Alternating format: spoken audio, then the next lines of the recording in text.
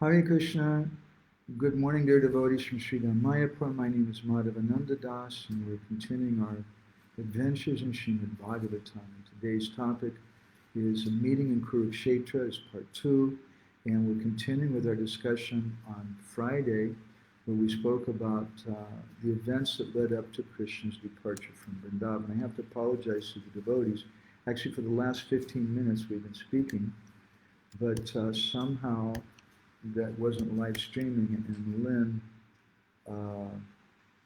kindly pointed it out to us on a WhatsApp group. I don't know why that is. It was showing me it was streaming. So I'll start again from the beginning, but it'll be a little bit short now that we speak. Om Namo Bhagavate Vasudevaya.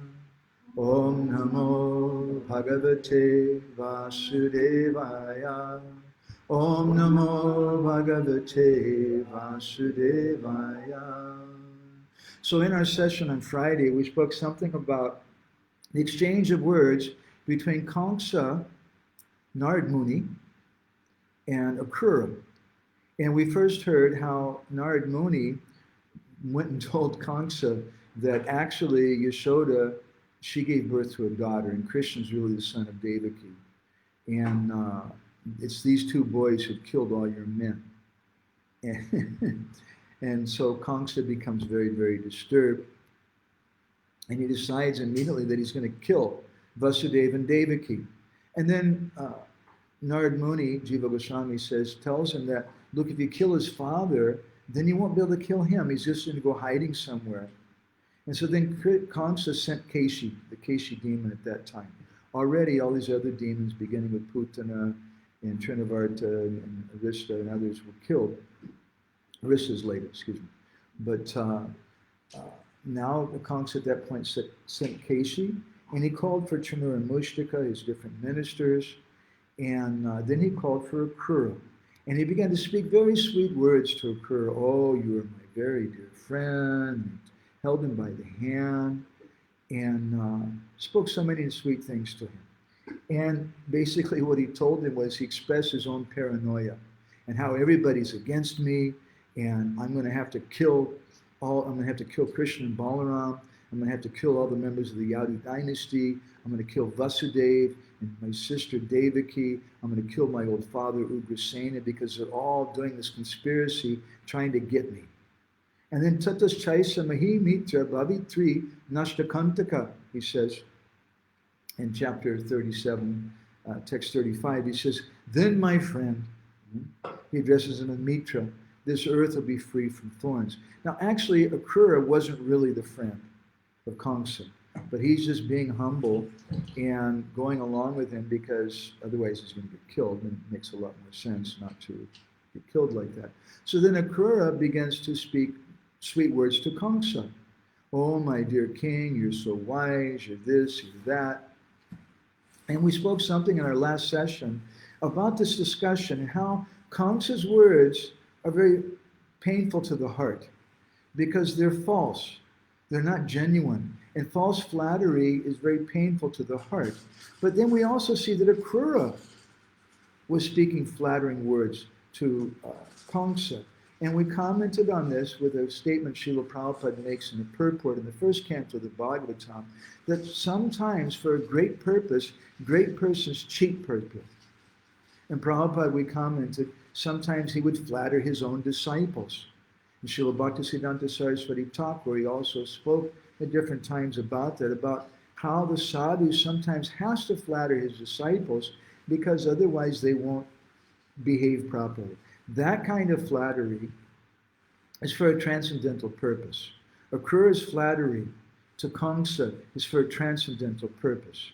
And so now we're going on with the end of the 38th chapter, where Nanda Maharaj speaks to Akrura. And we're hearing about the words that Nanda Maharaj spoke to Akrura. And then we'll hear something about the words that Krishna and Balaram spoke to Akrura. And so in this session, we'd like to focus a little bit. Again, we're analyzing, we're exploring what happened, the events that happened before Krishna left Vrindavan. And as a subtopic there, this morning we're going to focus a little bit upon discussions amongst the Vaishnavas, as opposed to discussions amongst the non-devotees. So in the 41st chapter, the 38th chapter, the 10th canto, it's described, Prapachya satkritam nanda katam sta niranugrahe kangse jivati dasara sonapala ivavaya. Nanda Maharaj, he's asking Akrura, hey, Nanda Katam, sta, say, how are you living with that person who's niranugrahe? He has no anugraha, niranugrahe. He's a very merciless person. He's just like sonapala ivavaya. Someone who, it's like living with someone who keeps sheep, but he's actually a killer, a butcher. Yo vadit swavasustokan krosantya asutripkala kim nusvitat prajanam va kushalam vish asamahe. He speaks about this Kamsa, and he says this Kamsa is so bad. He's kala. He's a very, very cruel person. Even his own swasu, his sister, he took away her babies and he made her cry. And he killed those babies in her own presence. Itam sunitaya vacha nandena su sabhajita akrura pariprishtena jahav adva parishamam. So this 43rd verse of this 38th chapter describes the words of Nanda Maharaj as being sunutaya, they're very true and very pleasing, and they were sabhajita, they honored Akrura. And because of these words, Jahav Adva Parishama, his fatigue was relieved. These are the sweet words of Nanda Maharaj. And this is the nature of a Vaishnava. They speak sweet words. Sometimes the Vaishnavas also speak the plain truth. But sometimes the Vaishnavas also speak in a way which is diplomatic. Or sometimes they see this person's not going to listen to me. And so what is required is some diplomatic words, some sweet words. But he speaks them from the heart because even as Akrura, he's saying sweet words to Kamsa and addressing him as a powerful king and so on. But Akrura really has the best interests of Kamsa in mind. He really does care for him. So it's from his heart. Whereas Kamsa, when he's speaking to Akrura, it's just for his own self. And Nanda Maharaj, here, we're hearing something about how when Akrura came and spoke to Nanda Maharaj practiced what we would in modern language call active listening. He sat and he listened to him with great attention. He began to cry, as we spoke in our last session. And then he spoke in a very empathetic way. And this is the nature of a high-class person. They don't just respond something from the mind. And this is a problem with a lot of social media, email or Facebook. People say things, but you can't see the emotions of the other person. You can't see the smile on their face. And you can't understand they're just joking. You think they're actually being serious, and you become offended by it. So discussion is best taking place in person. And that discussion, a lot of it is based on the facial features, even touching the other person, the body language. And as part of that discussion, we see that a high-class person becomes empathetic. And Nanda Maharaj, he's not saying, well, look, you got your problem. You know, we also have problems here too. You know, you got this Kamsa there, but we've got all these demons coming to Braj. He doesn't speak anything to him about his problems. Just immediately, he's completely empathetic. How is it you're living with this Kamsa? You're just like a sheep under the care of a butcher. Hey, Kamsa murdered the babies of his own sister right in front of her while she was crying. Such a terrible thing. He spoke in such a sweet way. And so this is an important thing. When someone comes to you with a problem, you may tell them, well, Prabhu, the real thing is you should just forget about all that. That's just Maya, and you should just chant Hare Krishna. I know, my dear young lady, you really, really want to find a husband, but you don't want a husband. You know, the Bhagavatam says you're just going to suffer like anything, and the real thing is just chant Hare Krishna. And indeed, that is the real thing. But you're not being empathetic. You're just being external. And probably what you're doing in such a discussion is you're just speaking for your own benefit. There are three types of discussions according to Madhvacharya and our acharyas. Madhva says there's Vada, Jalpa, and Vitanda. A Vada discussion is in the mode of goodness. And it's symptomized, generally, Madhvacharya says it's between guru and disciple, or between equals where someone just wants to know the truth. And in a Vada discussion in the mode of goodness, they don't mind if they're defeated. They may have some conception about some controversial topic. Should we wear masks or not? Is the COVID thing really a conspiracy or not? But someone's in the mode of goodness, they'll actually be able to listen to the other person. And even if you disagree with the other person, still you listen to what they're saying, because if you don't hear from them, how will they feel comfortable to hear what you're saying? When you sit and listen to them, if you don't agree with what they're saying, you first listen in an empathetic way, and you would perhaps repeat what they're saying, which is more or less what Nanda Maharaj is doing here. Akrura told them all about their problems, and Nanda Maharaj is just repeating it. Oh, this is so bad. This Kamsa, he's killing all the babies of his own sister. And he's speaking in him. I understand. I know what you're going through. He's not preaching to him. He's not talking about his own problems. This is a Vada discussion where both persons can hear. And a Jalpa discussion is in a mode of passion. In a Jalpa discussion, it's characterized by one or both participants just want to be heard. And really, they don't give a damn what you say. And as we see quite often, especially on Facebook and even in discussions, verbal discussions between devotees sometimes, someone says something and the other person hears them, but they don't really hear in an empathetic way. They're just hearing with their brain. And they listen, oh, he said this and this about this particular topic. And then they look in the file cabinet of their brain and they find a folder which is marked with the same label that the person talked about, and then they have a stock answer to that question. But actually the question or the comment from their friend may have been on a completely different topic. But they just immediately categorize it like this, and then they just start repeating what they've said before. They have their particular stance, and you should hear me about this, and they go on and on. And their purpose is not to understand the other person. It's a Jalpa discussion in a mode of passion. Then there's a Vitanda discussion. A Vitanda discussion is in the mode of ignorance.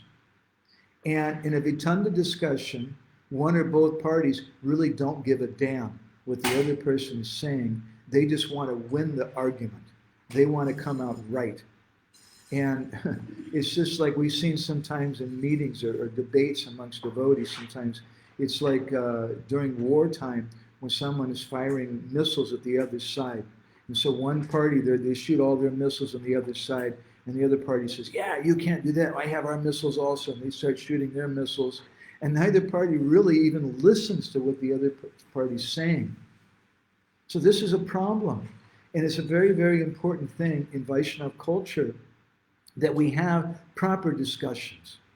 So I want to go on a little bit now. We're going to turn to chapter 39, which is summarized by our acharyas, that it speaks about how Akrura meets with Krishna and Balaram.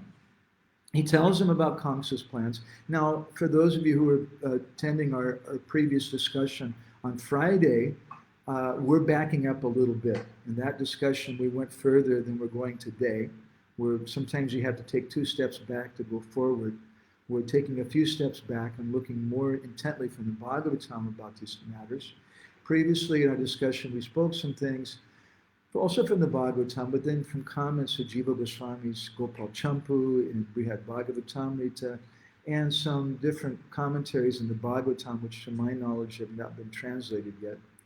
We had some persons translate for us.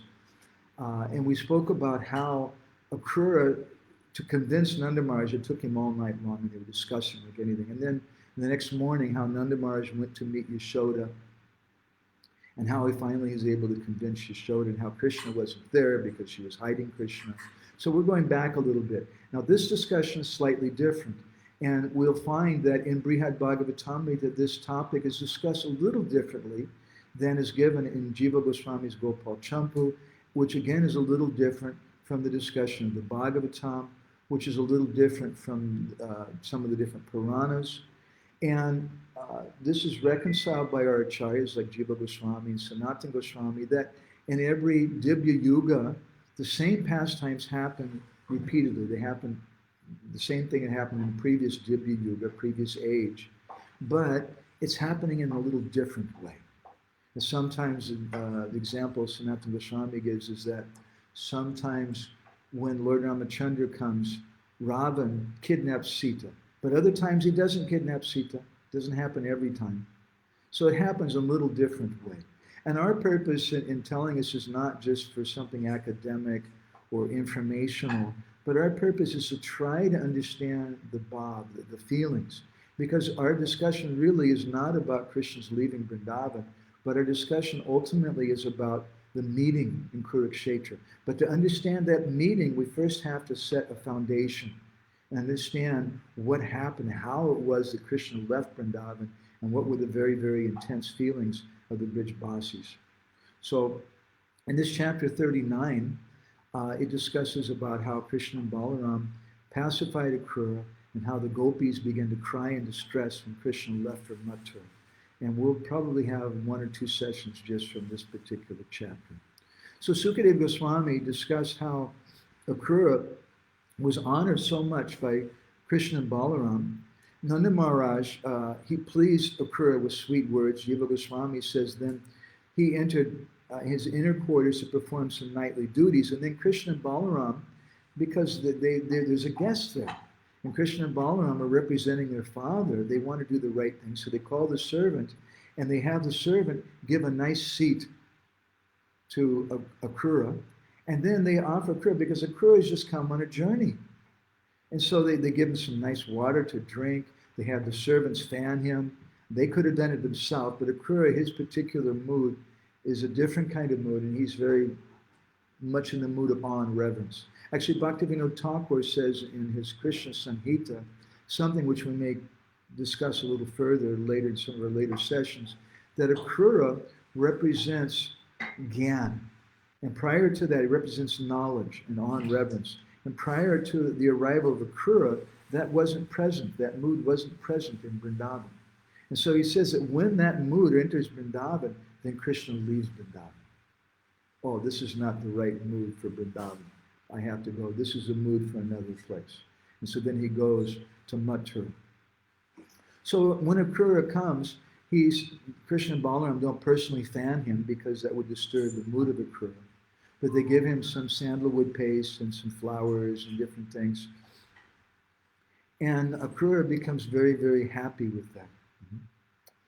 So then Krishna begins to speak some very sweet words to Akrura. And this is text 3 of this chapter, this 39th chapter. Sayantana sanam kritva bhagavan devaki sutta suritsu brittam kamsasya prapachanyach chikirsitam. And this, first of all, this discussion of Krishna's words now, it's said here, they begin after the evening meal. Asanam, sayanta asanam. Asanam means after they've dined. In other words, we can learn from this also that when a guest comes, you want to speak sweet words to them, but the first thing you do, give them something to eat. They just came from a long distance and they're really tired, they're really hungry. And if you stand there at the doorway and, oh, it's so nice to see you, and how's mom doing, and how are the brothers, and this and that, and they're like, I'm really hungry, could I just have something to eat? Then your words, although they may be sweet, they're not so pleasing. So then Krishna, he asked Akrura how Kamsa was treating their friends and relatives. Now, again, this has already been spoken by Akrura to Nanda Maharaj. And Krishna and Balaram certainly know, but they're being empathetic. And then Krishna tells in the 4th verse, Krishna speaks to Akrura. He says, Tata somyagata katchit swagatam bhadramastuva api swagyati bandhunam anamaivam anamayam. He said, my dear uncle, he addressed him as Somya. Somya is it's a nice word. It means, my dear gentle Akrura. He's speaking very nice, sweet words to him. He's saying, Sugatam, Bhadramastu, welcome, welcome, Bhadramastu, may it be all good for you. And then he asks, was everything comfortable for you here on your way? May you have all good fortune. Anamivan, Anamaya, may you be free from unhappiness and disease. And all of our relatives, are they okay? Or are they in good health? Are you in good health? This is the nature of a Vaishnava. A Vaishnava doesn't speak in a harsh way. Sometimes we say, well, but Prabhupada spoke in a very harsh way, and Prabhupada chastised the devotees, and we also need to chastise the devotees. You can do that if you're Srila Prabhupada. But if you're not Srila Prabhupada, my Guru Maharaj said, chastisement is meant for the Guru. And you can't chastise. But we have to speak then in a sweet way, in a way that's appropriate. We should understand this Vada, Jalpa, and Vitanda. Srila Prabhupada could speak in a chastising way, in a way which actually Madhvacharya defines as Vitanda, or in the mode of ignorance from one perspective. But Prabhupada spoke in a very heavy way sometimes. But he could do that because the basis was the Jalpa, was the Vada. His purpose was something in the mode of goodness, beyond the mode of goodness. Prabhupada had a motivation of love and affection and concern for that person, and they could feel that. So in that sense, it's really a Vada discussion, even though the words that Prabhupada uses may be technically considered vitanda, or heavy and chastising. If we don't have that quality in our heart, if our motivation is not Vada, in the mode of goodness, to speak something to help the other person, and we try to use some vitanda or jalpa kind of words, it won't work. And we've seen it so many, many times. In the Agni Purana, in chapter 258, there's a crime. This is a section speaking about Varnashram Dharma and the different criminal activities people perform, and the chastisement or the punishment that someone should give for that. And so one crime there is discussed is called Vak Parushasya. Vak Parushasya means using harsh words, speaking harshly to someone, and especially speaking harshly to a woman, or to an old man, or to a Brahmin, or to a young boy, to a Vaishnava. Using harsh words is considered to be a criminal punishment. And for someone who does like that, and especially it's even worse, the Agni Purana says, if you're speaking harsh words and you don't care about the truth or falsity of what you're saying, or you're praising someone else, the Agni Purana says, for the purpose of teasing them. Oh, you're so intelligent. Oh, you dress in such a nice way when they dress in rags. You're teasing them. That's an offense to that person. That offense is called Vak Parushasya. So, in olden days, the kings, the Agni Purana says that anybody who was found guilty of that crime, they had to pay a fine. But if the crime was committed against someone who was socially lower than the culprit, then it was only half. But if it was used against women or people of a higher caste, then the fine was double. Again, in the Manasamhita, and Apasama Muni, in his Dharma Shastra, it's described that for Vak Purushasya, it's also described there about the Vak Purushasya, someone who slanders or criticizes someone. If they criticize a Brahmin, and the person who's criticizing is a Sudra, then he's killed by having his tongue cut out and bleeding to death. That's the punishment. Manasamhita is a pretty heavy thing. We can't follow that today. And a similar thing is said in the Pastama Dharma Shastra. The Mahabharata also discusses this. Just before the Battle of Kurukshetra, Vidura was wanting to give some good advice to his brother Dhritarashtra. And Vidura told him, Akyavahati kalyana vividam vak subhasita saiva subhasita rajan anartaya papadyate. He says that if you speak vak subhasita in a sweet way, kalyana, then it brings so many blessings. But if the same words are spoken in a harsh way, just like we were saying the other day, that this is the nature, I've heard, I think Donald Mars told us this once, that the New Yorkers, if a New Yorker tells you, yeah, go to hell, when they say go to hell, it means I really like you. And if a New Yorker says, yeah, you're really a good guy, he really means the opposite. It means you're a jerk and I don't like you. So that's you have to learn the way they speak in New York. It's a special kind of language. But Vidura, he's preaching to his brother Dhritarashtra that if you speak sweet words, then you get it's so auspicious, so kalyana. But the same exact words, if you speak them in a harsh way, you may say something to someone, how are you doing? Or you may say, how are you doing?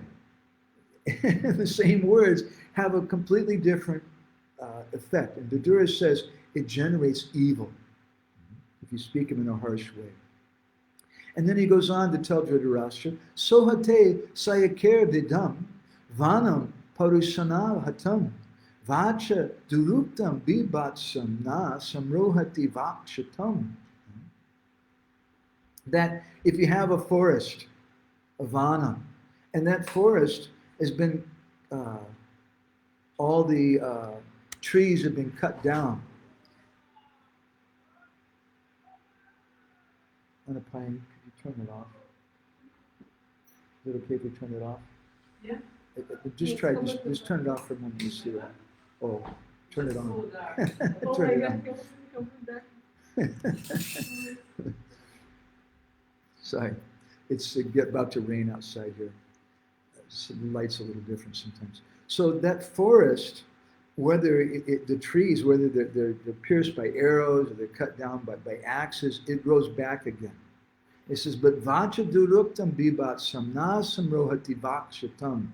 But a heart that's pierced with harsh and rude words, it never recovers. We might think, I should chastise this person because Prabhupada chastised this person. This is what to do. My Gurudev has chastised this person.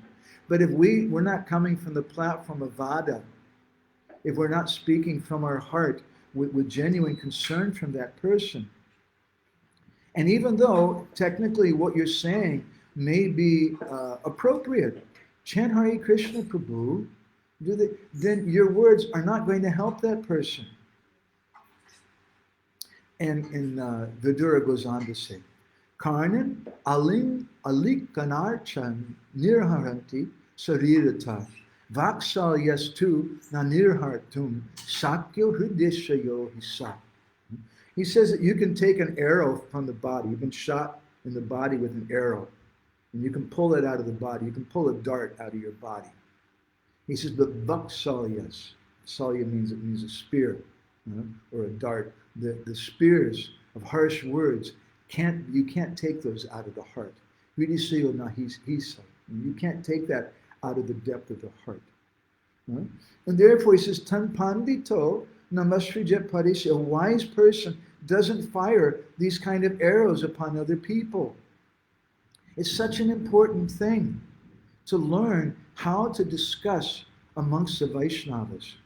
We need to learn this particular culture and be a little deeper. Just a shallow person just thinks, they said this, I have troubles. That means we just tell them, Prabhu, you're in Maya. You have to give up your Maya. The problem is you just give up your family and leave them. Household life is Maya. And those things are maybe true. But it may be a very inappropriate time to say that to them. And unless you have some depth of character, unless you're speaking from the heart, your words may have the exact opposite effect. So we're seeing here in this section of the Bhagavatam that Krishna is speaking in such an empathetic way with Vidura. Are you okay? Excuse me, with Akrura. Are you okay? You've been through so many harsh things. And Nanda Maharaj speaks in such an empathetic way. They're not, yeah, I know you have your problems. We also have problems here too. You know, there's this big witch that came, some years ago, and she tried to kill baby Krishna. And then we had this Baka. So we've got all kinds of demons coming here. You don't know. You think you have problems. We have lots of problems. He didn't speak like that to him. Kamsa, on the other hand, Kamsa, what is his words? His words are full of conspiracy theories. They're out to get me. Everybody's conspiring against me. And this is what he's speaking to Akrura. Because Kamsa is very, very self-centered. His words are just vitanda. He doesn't really give a damn what Akrura says. As long as Akrura says, yes, I'll go. I'll give your message for them. So he's speaking in a vitanda way. Whereas Akrura, he's speaking in a vada way, although his words are flattering, and generally flattering words are not spoken by saintly persons. But sometimes, and Jiva Goswami comments on that section of the Bhagavatam, when Akrura is speaking these sweet words to Kamsa, addressing him as all-powerful king and learned one, and like that he understands that I have to reciprocate in a like way, because if I don't speak like that, then he's not going to trust me. And Akrura's ultimate desire is to please Krishna. And he knows Krishna wants to come here and kill Kamsa, and he wants to see that. Akrura wants to see that. Ultimately, he really has the best interests of Kamsa in mind. Although he wants to see him killed, he wants to see him killed by Krishna. So this is a depth of discussion in Vaishnavism. And we beautiful, beautiful examples that we're hearing today in these verses from this 38th and 39th chapters. And how important empathetic listening is. And sometimes you can't, as we commented, sometimes you can't say anything to the other person. All you can do is listen.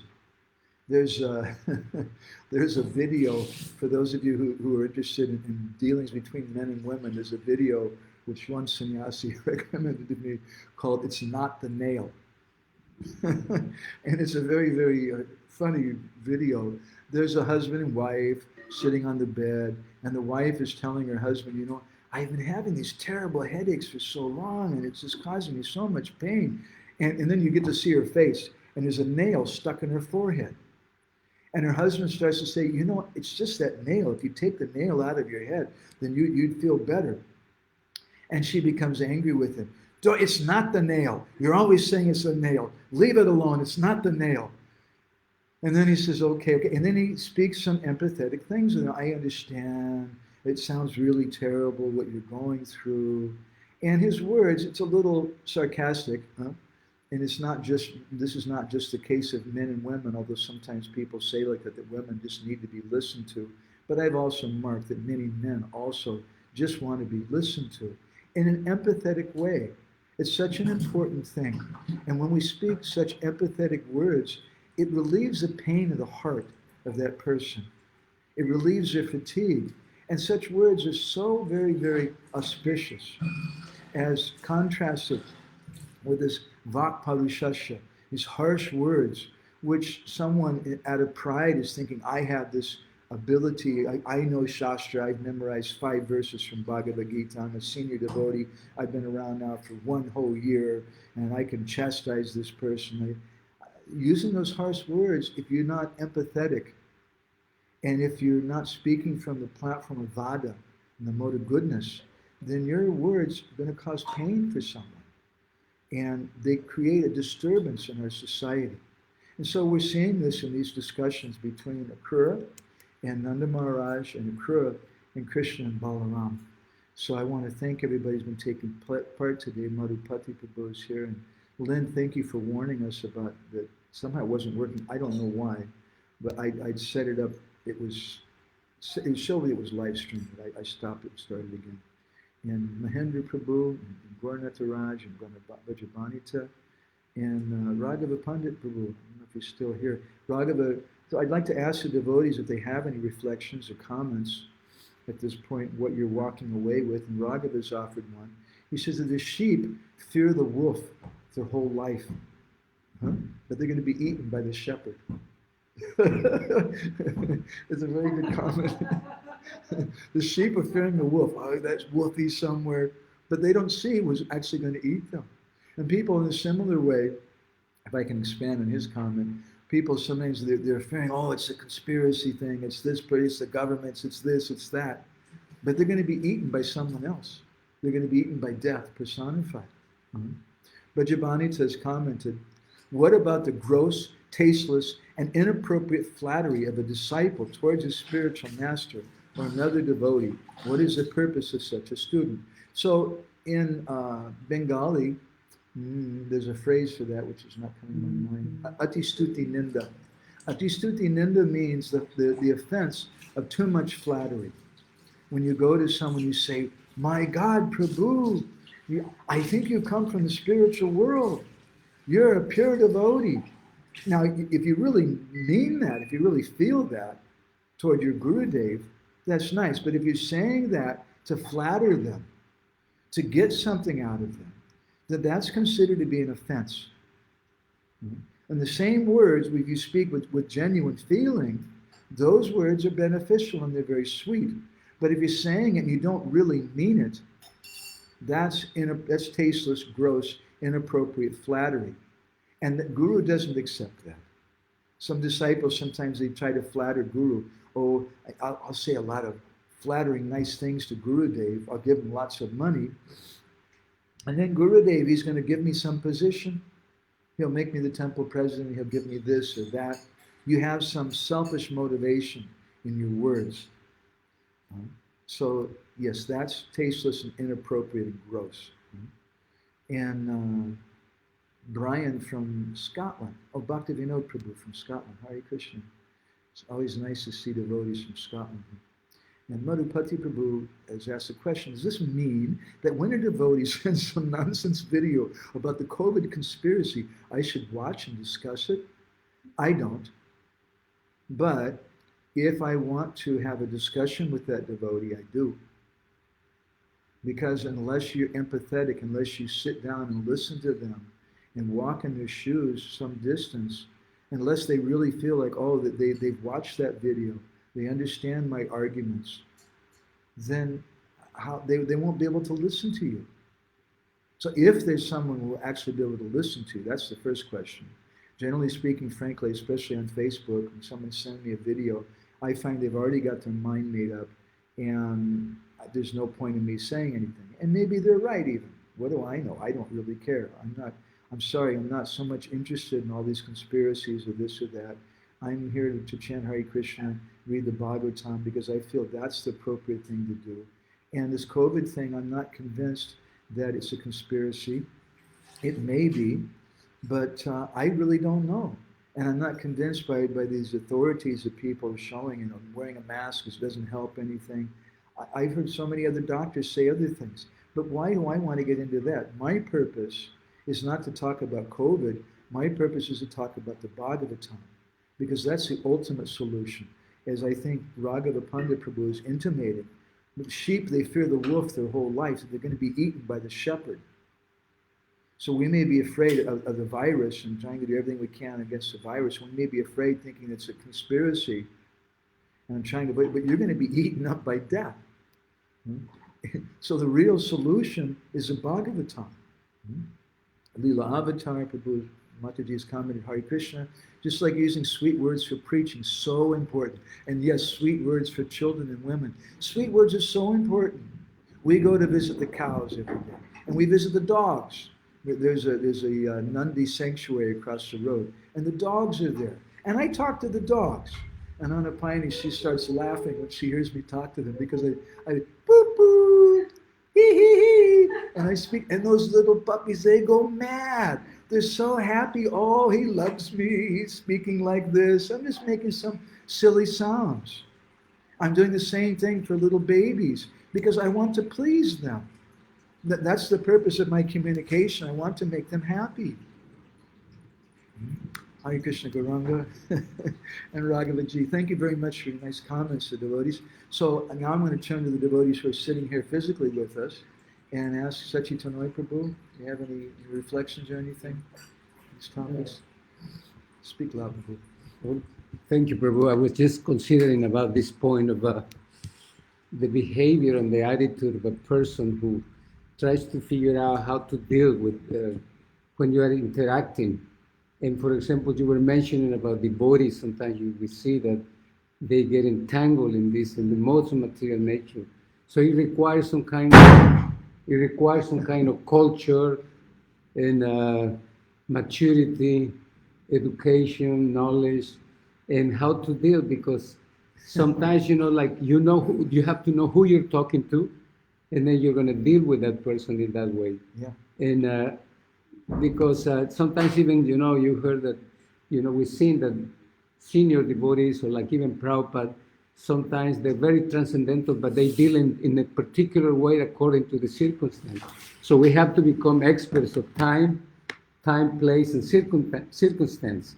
And that's one of the qualities of Lord Krishna, expert in dealing about according to time, place, and circumstance. And may it appear that someone who's very transcendental is displaying a different mood, but the whole purpose of one of those is to help, like you say, pathetic, to actually help that person. Although it may appear to be hard, but actually the overall is to elevate that. So that's my nice comment. Thank you. I appreciate it. It's actually an art. Raghava Pandit, I was showing you saying pranams to Sachitanoi Prabhu. Mine too. He's saying his pranams back. Huh? So this is culture. Culture means we learn to speak sweetly. And culture means, too, that we learn to tolerate. Because we're together in a society. And sometimes devotees or people, when they were approaching Srila Prabhupada, you gave an example a few days ago, Sachitanoi Prabhu, about how someone started chastising Prabhupada and criticizing his disciples and things. And Prabhupada just responded in a very humble way. And the devotees were shocked. They thought, well, Prabhupada's going to bash him. He's going to smash him like anything. And later they said something to Prabhupada. Prabhupada said, maybe I committed some offense to him in a previous life. So Prabhupada, he's behaving like that. Plug this, please. Prabhupada speaking like that for a vada purpose. Because, thank you, unplug it. I'm worried about the lightning. Prabhupada's speaking like that because he sees that I have to tolerate him. And sometimes, for the sake of our guru, all of us, we have to tolerate things from our godbrothers. For the sake of our parents, we have to tolerate sometimes harsh words from our brothers and sisters or misbehavior. And the parents, for the sake of the children, the husband and wife, they tolerate each other. Both for the children and for the society, because it causes a big disturbance. If there's some divorce, if there's some quarrel between them, it hurts the heart of everyone. So that tolerance is such a very, very important thing. And we have to learn to speak in a gentle way and not just let the modes of nature you're pointing out take us over and start chastising someone. Vrijabasis has commented, animals are like children, and sweet words to them do not carry any selfish goals. Yeah, well, it depends on our purpose. You say selfish goal, but Srila Prabhupada doesn't have a selfish goal. A book distributor who's on the street, sometimes we would approach someone and we would speak in a flattering way. We'd say, hey, we're passing these out to all the most handsome guys and most beautiful women today. And they would laugh. And they know, probably I've met another more beautiful girl or a more handsome guy on the street, but they're flattered by that. They like that. But my flattery, in Prabhupada, he quotes from Prabodhananda Saraswati's Chaitanya Chandradoya, that you flatter the person, oh my dear sir, you're so elevated, you're so learned, you're this and that. Now please forget about all that and just take this book, just worship Chaitanya Mahaprabhu. So that's not wrong for us. We may not be like Srila Prabhupada, But if our purpose is really to help that person, our Guru Maharaj, we posted something recently on Facebook where he speaks about how to correct a god brother. And he says, first of all, the main thing is your motivation has to be appropriate. And if your motivation is wrong, if you're doing it to correct that person, if you're proud, thinking, I know more than this person, then it's not going to be effective.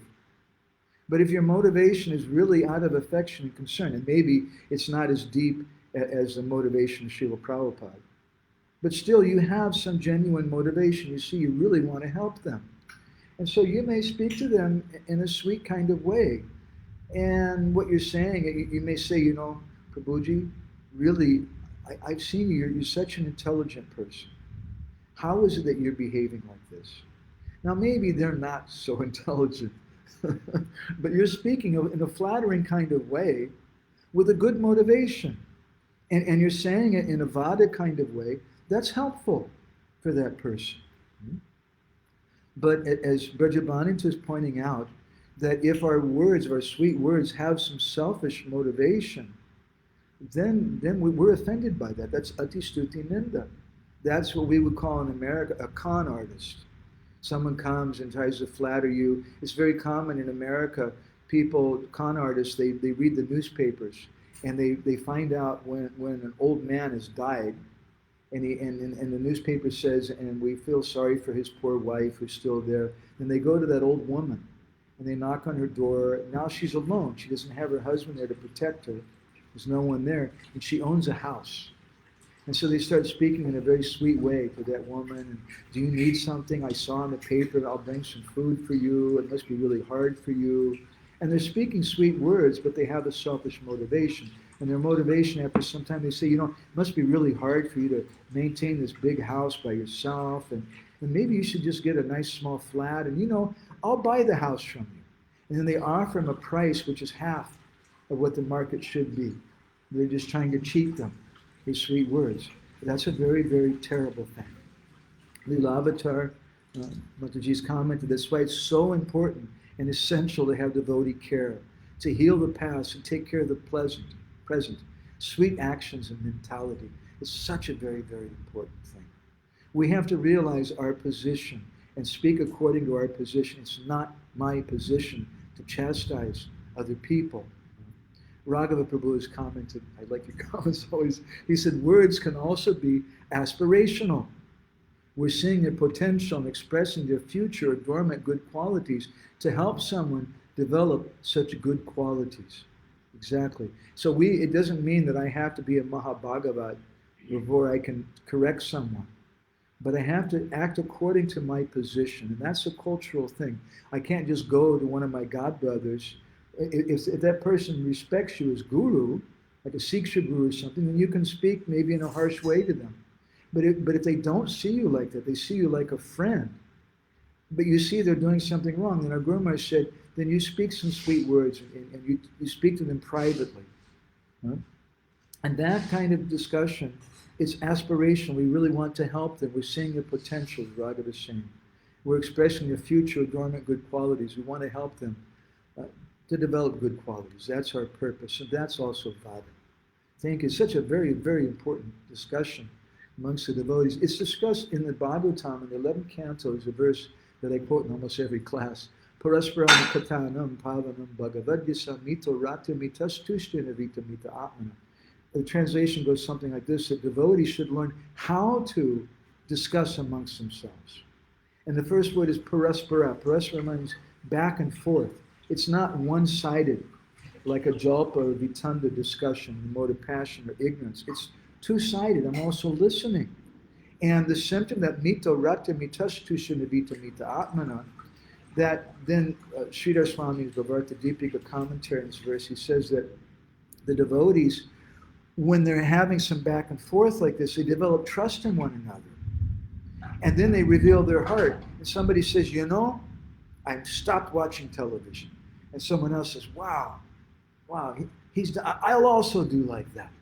And that comment indicates a level of trust that's there because we're speaking on a simple way. But sometimes we don't have that level of trust. And if I go and tell someone, you're watching television, and it's the wrong devotee, then they go on Facebook or something, they tell her, did you know, Sachi Tanoi Prabhu, he doesn't watch that, but this person, Hare Krishna, I'm sorry, this person is doing this Anapani Radha. She's doing this complete nonsense thing. And then you criticize them and you may just hurt their heart. You may hurt their relationship with you. You may hurt any possibility that you can help them. So we have to be very, very careful. Anapani, do you have any reflections you want to share? Can we look at, can the devotee see you? Why don't you stand right here so the light's better? I think it's enough. Just speak from the side. Speak loudly. Okay, I just wanted to add that sometimes the problem is that people, they think they have a... You're not speaking loudly enough, I can say. Sometimes people think they have a proper motivation to correct somebody, and they have, I really care about this person, that's why I'm doing this, but we're not enough honest with ourselves, and this is the problem. It may not be that there's a lack of honesty, it's just that we're caught in the modes of nature. Yeah, that's right. And someone's in the mode of passion, and they really believe their words are to help some other person, but because they're in the mode of passion, it's a jalpa discussion. They're not listening to the other person. They just want to be heard. Or it's a vitanda discussion. They just want to smash them and defeat them. But they in their mind, they really believe this is bhakti, that I'm doing like this. So therefore, Guru Maharaj also said that, he said it's a position of guru to chastise someone. So what is the position of guru? In the 9th offense of the holy name is discussed in Padma Purana. It said that Ashadadani Vimuke Prashindvati is Chopadesha Siva Nama Parada. You can't give instruction to someone who doesn't have faith in you. So Guru means someone who you have faith in them. And to the degree of that faith, they may be a friend, and someone you take some wise advice from, or they may be someone you really respect a lot because they're learned, or they may be someone you offer your dandavats and offer your whole life to because you see them as a Mahabhagavat. According to the quality of your faith, you can listen to them. And so we need to live in reality and see what kind of faith do they have with me. I can tell you from my side, most people don't listen to me. and I can be flattered by people coming and watching on Facebook or something. But what is the quality of that faith? We have to look. What is the quality of the faith the person has? And if they don't have a quality of faith, and I try to instruct them or chastise them, then the result's going to be upajaya vikolpate. It's discussed in Padma Purana. It's going to create a disturbance. Because Shruti Smriti Puranadi, I'm not following Shastra. I'm not following its instruction. I'm instructing somebody who doesn't have faith in me. The result's going to be quarrel. And go to Facebook and see what's happening. You have something else? I have a question about Akrura. Okay. So, why does Akrura want to see Krishna killing Kamsa? So, we understand that he has particular attachment to Krishna, but why he wants him to see? Why he wants to see Krishna killing Kamsa? Exactly this Well, thing. that comment that I made, first of all, comes from Jiva Goswami. Jiva Goswami says that Akrura wanted to see Kamsa dead. We can give an example. There was one person who tried to cheat Srila Prabhupada. And Prabhupada, when that man died, Prabhupada was very happy. It's a good thing. Now, that doesn't mean that the Vaishnava is harsh or that the Vaishnava is mundane, but the Vaishnava is also a person. They have feelings. And Akrura is seeing what Kamsa has done to the babies of Devaki. Yeah, sure. He's offended by that. But That's one thing, and there's more. And also, Akrura knows that Krishna's come for this purpose. So Akrura wants to please Krishna. He wants to get this thing going, and that's why Narad Muni also wants to get things going. So he goes and tells Kamsa, hey, there's a lot of other kids that you didn't kill. And actually, Devaki gave birth to a son, and he's in Vrindavan, and you got to go and kill him. His purpose was to expedite or hurry up the killing of Kamsa. And so similarly, Akrura is speaking in a similar way. And we may also say, it's not mentioned by our acharyas, but perhaps Akrura is also understanding that if Kamsa is killed by Krishna, Kamsa is going to get liberation. He's going to get so much benefit. That's also Kamsa's benefit. Is that okay? yeah, no, it's he wanted to please Krishna because he knows that Yeah, That's his purpose. that's his whole purpose, is to please Krishna. Krishna Kun, do you have any reflections or comments? Actually, it was very similar. Okay. Saying how Shiva Prabhupada's words technically they will become Uh-huh. hard to that was so. Okay. Lynn has a reflection.